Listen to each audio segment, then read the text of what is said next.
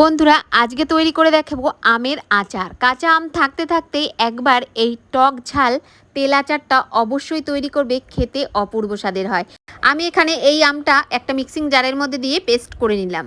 কড়াইয়ের মধ্যে তেজপাতা, শুকনো লঙ্কা একটু প্রথমে ভেজে নিলাম, তারপর 1 চামচ সর্ষে, 1 চামচ ধনিয়া, 1 চামচ পাঁচফোড়ন দিয়ে এখানে ভেজে নিলাম। এবার কড়াইয়ের মধ্যে দিয়ে দিলাম 250 গ্রাম সর্ষের তেল আর কেটে রাখা আম দিয়ে ভালো করে কষে নিতে হবে।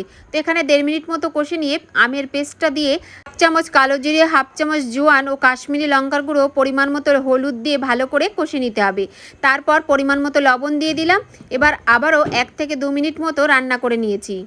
এখন 1 মুঠো মতো কাঁচা লঙ্কা দিয়ে দিলাম আর ভেজে রাখা মশলাটা গুঁড়ো করে সেই সম্পূর্ণ গুঁড়োটা দিয়ে দিলাম আর দিয়ে দিলাম 2 থেকে 3 চামচ মতো ভিনিগার।